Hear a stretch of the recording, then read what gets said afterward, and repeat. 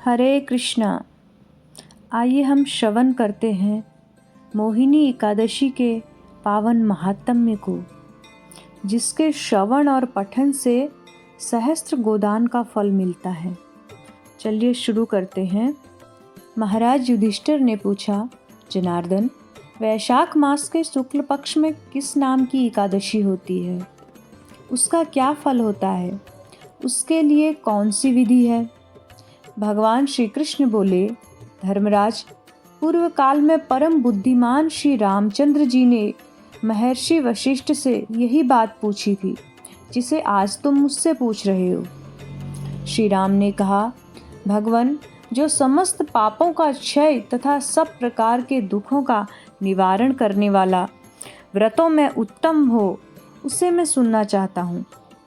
वशिष्ठ जी बोले, श्री राम, तुमने बहुत उत्तम बात पूछी है। मनुष्य तुम्हारा नाम लेने से ही समस्त पापों से शुद्ध हो जाता है, तथापि लोगों के हित के लिए तुमने इस पवित्र व्रत के विषय में पूछा है।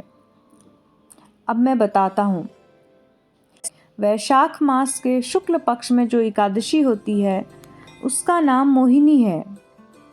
वह सब पापों को हरने वाली और उत्तम है।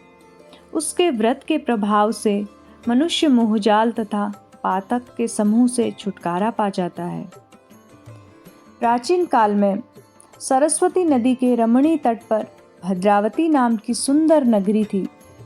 वहाँ धृतिमान नामक राजा, जो चंद्रवंश में उत्पन्न और सत्य प्रतिज्ञ था, उसका राज्य चलता था। उसी नगर में एक वैश्य रहता था, जो धन धान्य से परिपूर्ण और समृद्धशाली था। उसका नाम था धनपाल। वह सदा पुण्य कर्म में ही लगा रहता था। दूसरों के लिए प्याऊ बनवाना, कुआं, बगीचा, पोखरा आदि घर बनवाना, बड़े परोपकार के कार्य करता था। भगवान विष्णु की भक्ति में उसका हार्दिक अनुराग था। साथ ही वह बहुत शांत रहता था।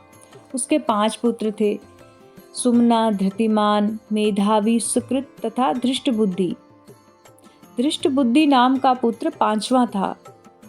उसका जैसा नाम था वैसे ही वो कार्य करता था। वह सदा बड़े बड़े पापों में संलग्न रहता था।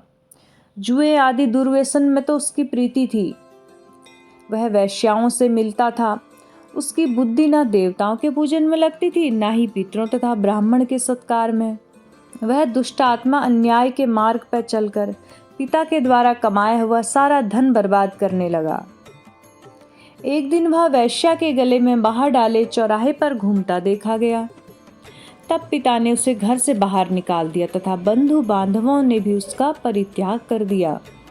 अब वह दिन रात दुख और शोक में डूबा तथा कष्ट में कष्ट उठाता हुआ इधर उधर भटकने लगा।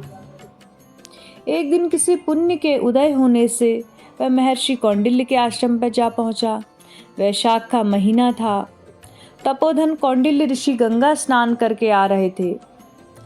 दृष्टबुद्धि शोक के भार से पीड़ित हो मुनिवर के चरणों में गिर गया और हाथ जोड़कर बोला, हे ब्राह्मण, हे मुनिश्रेष्ठ, मुझ पर दया करके कोई ऐसा उपाय बताइए जिसके पुण्य के प्रभाव से मेरी मुक्ति हो। कौंडिल्य मुनि बोले, वैशाख मास के शुक्ल पक्ष में मोहिनी नाम से प्रसिद्ध एक एकादशी है। मोहिनी एकादशी का उपवास करने से प्राणियों के अनेकों जन्मों के सारे पाप, जो सुमेरु पर्वत के समान हो, नष्ट हो जाते हैं। वशिष्ठ ऋषि कहते हैं, हे रामचंद्र, मुनि का यह वचन सुनकर धृष्ट बुद्धि का चित्त प्रसन्न हो गया।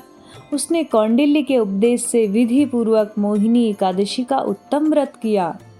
नृपश्रेष्ठ, इस व्रत के करने से वह निष्पाप हो गया। दिव्य देह धारण कर गरुड़ पर चढ़कर सब प्रकार के उपद्रवों से रहित जो वैकुंठ विष्णु धाम है, वहां चला गया। इस प्रकार यह मोहिनी एकादशी का व्रत बहुत उत्तम है, जिसका हमने अभी महात्म्य श्रवण किया।